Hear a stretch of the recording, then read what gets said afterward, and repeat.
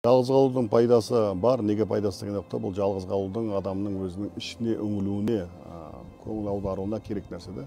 Өйткені кейде адам өзі тәкаппарлық болып кететін болса, қоғаммен де қатты араласып, адамдармен қарым-қатынасы дұрыс бұзыла бастайтын болса, онда оның өз-өзімен жеке оңаша қалған дұрыс. Бұл енді біздің бабаларымызда бар ма? Бар, я оны мынау сопылықта да бар.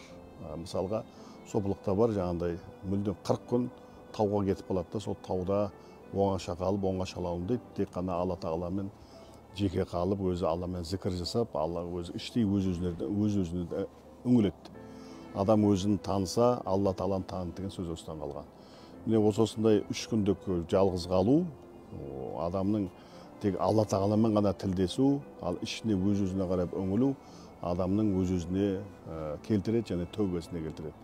Осы тұрған алған уақытта жалғыздықтың өте пайдасы, әсіресе мынандай қым-қуыт қалалы жерлерде шуылдаған көпшіліктің ортасында адамдармен дұрыс қатынас жасай білу үшін алдымен өзімен дұрыс қатынас жасай алу керек. Ол үшін де осындай елден жырақ қалып, өз-өзімен оңаша қалғаны абзал.